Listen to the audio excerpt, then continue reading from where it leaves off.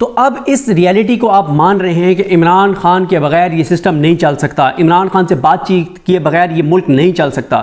آپ صرف بات چیت کی بات کرتے ہیں، نہیں، ملک عمران خان کو رہا کیے بغیر، عمران خان کو حکومت دیے بغیر، عوام نے جس کو ووٹ دیے اس کو حکومت دیے بغیر یہ ملک نہیں چل سکتا۔ اس ریالٹی کو آپ جتنا جلدی قبول کر لیں اور جتنی آپ تاخیر کرتے جائیں گے اتنا ملک کا نقصان ہوتا چلا جائے گا۔ 2.5 سال میں جتنا اس ملک کا نقصان ہوا ہے کہ IMF کے سابق مشیر یہ لکھتے ہیں کہ $42 ارب کا نقصان ہوا ہے، $42 ارب کا، یعنی $1 ارب میں پاکستانی کوئی 280 ارب روپے ہوتے ہیں۔ تو آپ ضرب تقسیم کر لیں، جمع تفریق کر لیں کہ $42 ارب کتنے بنتے ہیں۔ صرف ایک ضد، انا، ایک آنے والا سائفر، امریکہ کی غلامی میں ہم نے اپنے ملک کا $42 ارب کا نقصان کر دیا ہے، صرف عمران خان کو گھر بھیج کر، اس کی حکومت کو گرا کر اور چوروں ڈاکو لٹیروں کو ملک پر مسلط کر کے۔ اس کے بعد جی یہ کہتے ہیں رانا ثناءاللہ صاحب کہ اگر ہم عمران خان تحریک انصاف کے ساتھ کوئی ایگریمنٹ کر لیتے ہیں، ہم ان کی کوئی بات مان لیتے ہیں، ہمیں کو سمجھ آ جاتی ہے، تو اس کے بعد ہم اس ایگریمنٹ کو، اس کمٹمنٹ کو پورا کرنے کی کوشش کریں گے، یعنی کوشش کریں گے۔ آپ جو ملاقات آپ ایک نہیں کروا سکتے، آپ ان سے کیے گئے معاہدے کو آنر کریں گے، آپ اس کو پورا کروائیں گے، سوال ہی پیدا نہیں ہوتا۔ اس کے بعد رانا ثناءاللہ کہتے ہیں کہ اسپیکر کے پاکستان میں نہ ہونے کی وجہ سے مذاکرات میں اور ملاقاتوں میں خلل آیا ہے، حالانکہ میں اس پہ شروع میں آپ کو بتا چکا ہوں کہ ایسی کوئی بات نہیں ہے۔ کہہ چکے ہیں ایاز صادق کہ ان کا اس میں کوئی کردار نہیں ہے۔ عرفان صدیقی صاحب ہاتھ کھڑے کر چکے ہیں، وہ کہہ رہے ہیں کل شاہ زیب خانزادہ کے پروگرام میں کہ ہمیں جو کمٹمنٹ ہم نے دی تھی PTI کو، اسے ہمیں آنر کرنا چاہیے تھا، ہمیں اسے پورا کرنا چاہیے تھا، ان کی ملاقات ہونی چاہیے تھی۔ اس کے بعد جو عرفان صدیقی ہیں انہوں نے یہ کہا تھا کہ اسپیکر جو ہے وہ نہیں، رانا ثناءاللہ کہہ رہے ہیں کہ جو اسپیکر ایاز صادق ہیں وہ شہباز شریف صاحب سے بات کریں گے ملاقات کے معاملے پر، PTI کے مذاکراتی کمیٹی کی عمران خان سے ملاقات کے معاملے پہ ایاز صادق پرائم منسٹر سے بات کریں گے، پرائم منسٹر آگے بات کریں گے جس سے بھی بات کرنی ہوگی۔ جبکہ عرفان صدیقی صاحب کہتے ہیں کہ نہیں، وہ کہتے ہیں کہ مذاکراتی جو ٹیم ہے اس نے وزارت داخلہ کو کمیونیکیٹ کرنا تھا، ہم نے وزارت داخلہ کو کمیونیکیٹ کر دیا۔ ان کی اپنی باتوں میں تضاد ہیں۔ اگر تحریک انصاف صرف ان کے جو متضاد بیانات ہیں ان کو ایک جگہ کر کے ہی ایک تگڑی پریس کانفرنس کر دے تو یہ مزید ایکسپوز ہو جائیں گے، ویسے تو سارا پتہ ہی ہے، لیکن اگر وہ ان کے تضادات کہ رانا ثناءاللہ کیا کہہ رہے ہیں، عرفان صدیقی کیا کہہ رہے ہیں، طلال چودھری کیا کہہ رہے ہیں، ان کی خواجہ آصف کیا کہہ رہے ہیں، ان کے آپس میں بیانات نہیں ملتے، یہ ان کی حالات اور صورتحال ہے۔ اس کے بعد رانا ثناءاللہ نے ایک اور اشارہ دیا کہ جو PTI کمیشن بنانے کی بات کرتی ہے تو کمیشن بن سکتا ہے۔ پھر انہوں نے مشورہ دیا ہے کہ 4 دن کے لیے ٹویٹ سے عمران خان روک لیں تو چیزیں تھوڑی سی آگے بڑھ سکتی ہیں۔ اور پہلے وہ کہتے ہیں کہ ڈیل کی آفر نہیں تھی، لیکن ساتھ ہی وہ کہتے ہیں کہ سیکیورٹی کے پیش نظر عمران خان کو بنی گالہ منتقل کرنے کی بات ہو سکتی ہے، کیونکہ عمران خان کو ATC اور اسلام آباد ہائی کورٹ لانا خطرناک ہو سکتا ہے، تو سیکیورٹی کے پیش نظر یہ بات جو ہے وہ ہو سکتی ہے۔ وہ اب یہ بات ٹی وی پہ آ کے اس بات کی تصدیق کر رہے ہیں کہ بالکل بنی گالہ عمران خان کو منتقل کیا جا سکتا ہے۔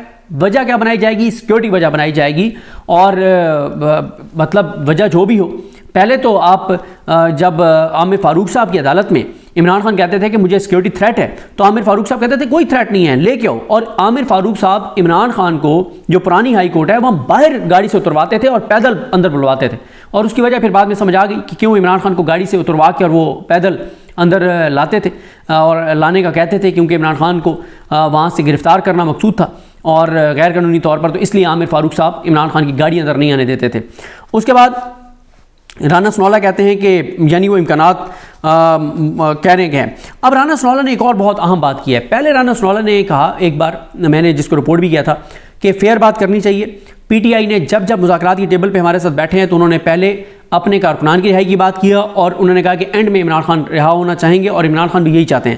اب رانا ثناءاللہ صاحب نے عاصمہ شازی صاحب کے پروگرام میں کہا ہے کہ عمران خان تو ہاؤس اریسٹ بھی نہیں ہونا چاہتے، اور وہ تو حکومت کی ایما پر باہر بھی نہیں آنا چاہتے، حکومت کے ذریعے باہر نہیں آنا چاہتے، وہ عدالتوں کے ذریعے ہی باہر آنا چاہتے ہیں۔ تو یہ ایک دوسری ایک اعتراف ہے رانا ثناءاللہ صاحب کا، ایک بلکہ تیسرا اعتراف ہے۔ ایک وہ یہ اعتراف کر رہے ہیں کہ پہلا وہ جو اعتراف کیا تھا انہوں نے کہ فیئر بات کرنی چاہیے، کہ PTI عمران خان کی رہائی کی بات اینڈ میں لاتی ہے، پہلے اپنے ورکرز کی رہائی کی بات کرتی ہے۔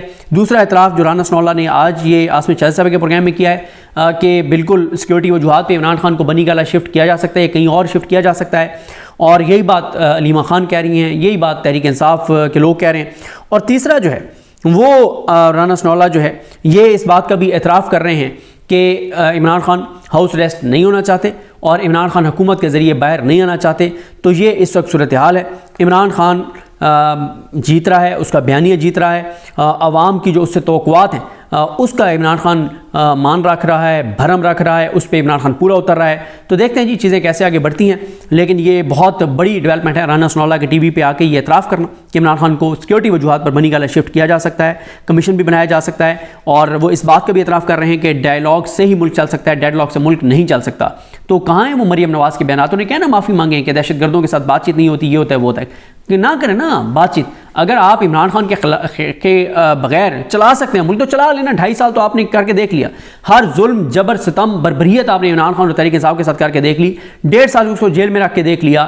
پورا نظام, تمام ادارے, الیکشن کمیشن, عدالتیں, یا افریدی صاحب, امین الدین خان صاحب, عامر فاروق صاحب, عالیہ نیلم صاحبہ, اور یہ پورا نظام, کہیں سے حکومت کے لیے کوئی خطرہ نہیں ہے. سکندر سلطان راجہ, میڈیا, کہیں سے کوئی خطرہ نہیں ہے.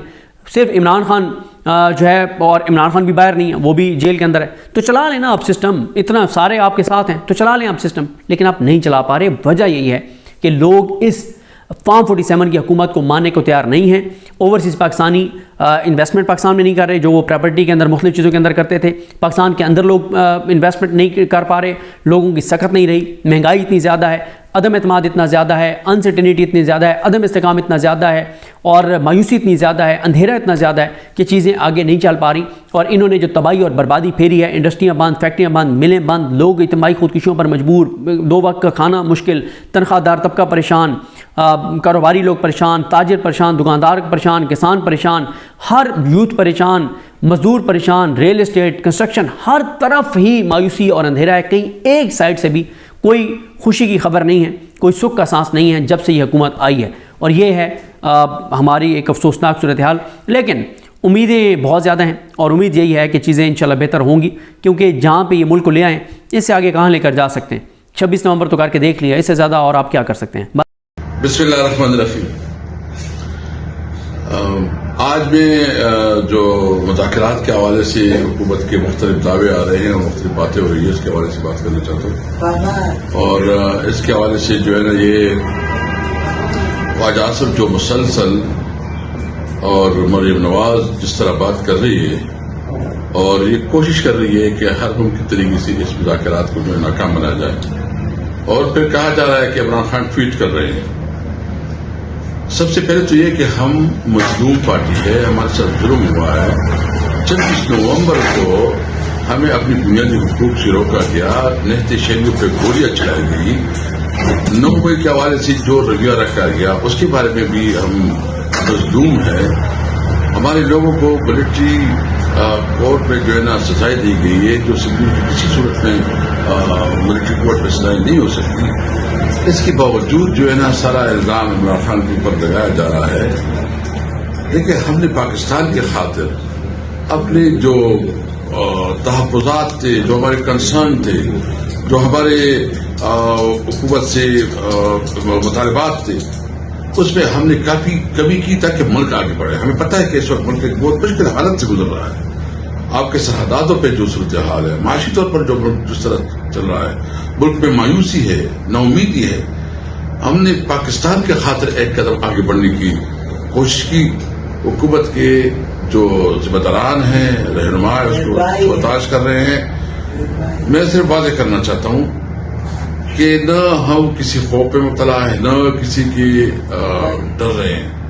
ہم صرف اپنی جو کنسرن تھی, اگر اس کو ہم نے کچھ تھوڑا پیچھے رکھا ہے, صرف پاکستان کی خاطر. ایک بات بالکل واضح کروں, ہم نے جو ٹائم دیا ہے اس ٹائم کے مطابق جو ہماری خواہش تھی کہ عمران خان کے ساتھ ہماری ملاقات ہو جائے, اور جو ہماری کمیٹی میٹنگ ہوئی تھی اس میں باقاعدہ فیصلہ ہوا تھا کہ حکومت نے وعدہ کیا تھا کہ ہم آپ کی ملاقات کروائیں گے, لیکن اس کے لیے ہیلی بانے بنائے جا رہے ہیں. بہرحال ہم اپنی جو ہماری بنیادی جو ہم چاہتے ہیں اس کو کہ ملک میں آئین اور قانون کی حکمرانی ہو, ملک میں آزاد عدلیہ ہو, ملک میں سویلین سپرمیسی ہو, اور ملک میں ایک مضبوط پارلیمنٹ ہو, اور یہ ملک حقیقی معنوں میں عوام کی مرضی سے چلایا جائے. اس کی جدوجہد ہم جاری رکھیں گے.